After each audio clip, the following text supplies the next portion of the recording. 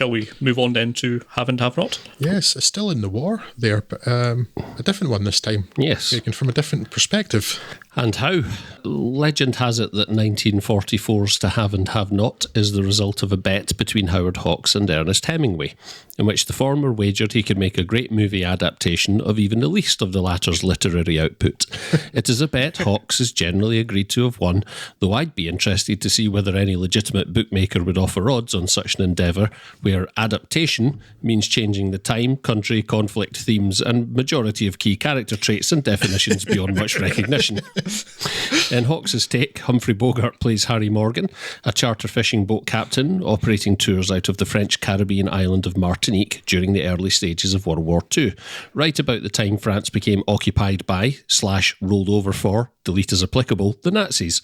As the Vichy bureaucrats administering the island and its police force tighten their grip on local dissenters, including hotel owner Gerard, aka Frenchie, played here by Marcel Dalio. Interesting in the original name, huh? It is. They thought long and hard about how to name that guy. Morgan is approached by the Free French Resistance with a job offer that involves smuggling 2 French fugitives back to Martinique from a small neighbouring island. Keen to avoid being caught in a conflict that was, at this point, anyone's problem but America's, Morgan is initially disinterested. However, the arrival of Marie Browning, Lauren Bacall, a globetrotting American national who has landed penniless in Martinique, soon changes the game. Morgan predictably develops feelings for the sultry, charismatic Marie, who matches him for smarts and wit at every turn, and wants to assist her safe passage off the island out of harm's way. When the captain's shifty last charter is killed by a stray bullet from a firefight between the resistance and the local police before he can sign off his traveller's checks, it soon becomes clear to Morgan that the only way to clear his bills and buy Marie a flight is to take the resistance job after all.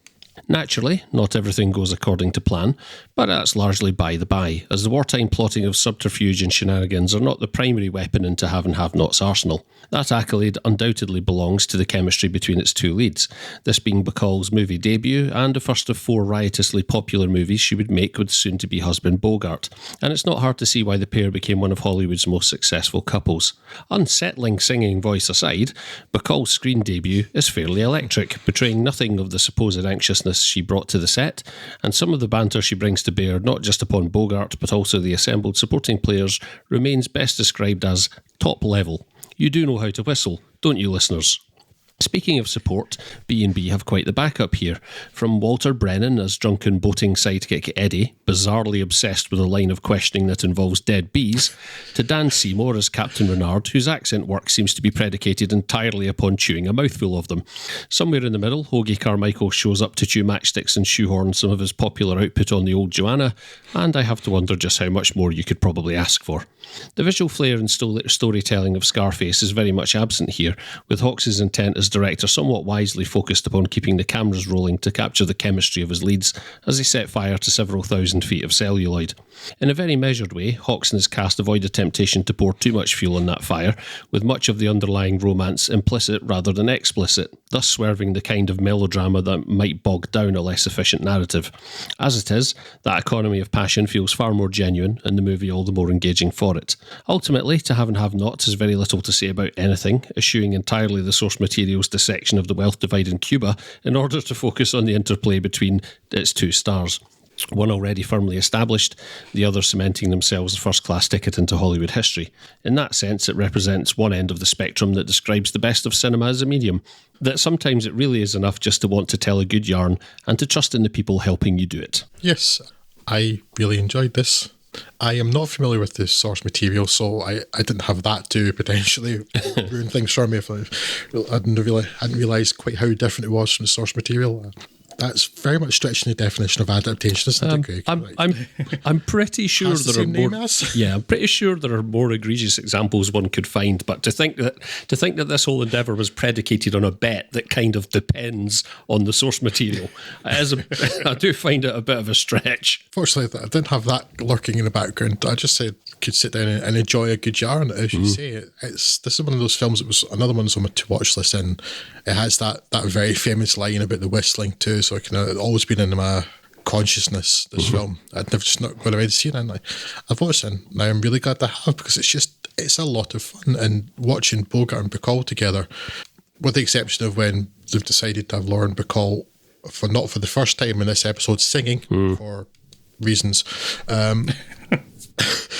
I don't know why I did that, but just watching them together on screen's great, and I just really like Humphrey Bogart. Yeah, they make it really easy to watch, don't they? Yeah, that's it. It's easy to watch.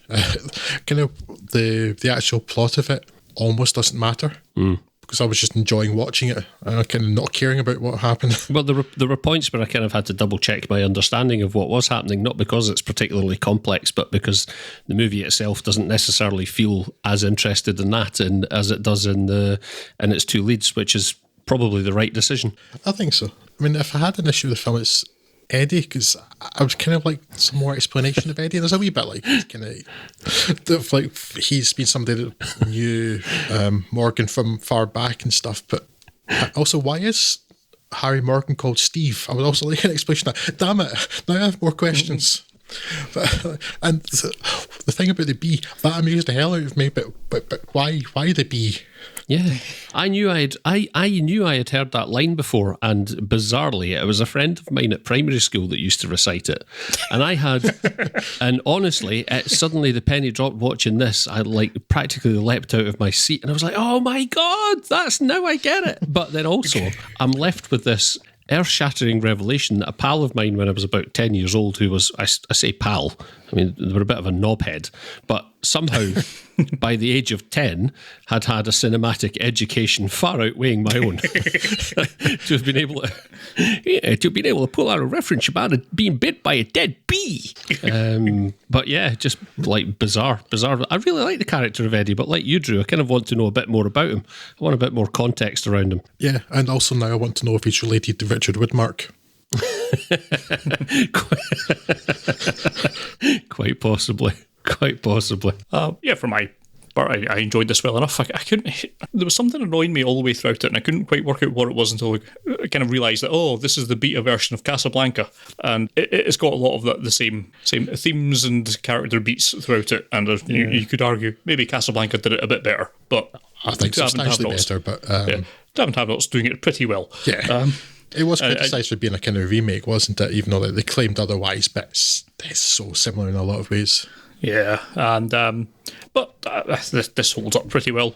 Just again, I'm really just be echoing everything you say, but you can't really go wrong with the Bacall Bogart double act as a central feature. Just put them on screen, just point the camera at them, and let everything else fall to the sides, and it will still work out fairly well. And lo and behold, that's pretty much what's happened here. It is a very enjoyable, very easy watch, and nothing I have any major complaints with.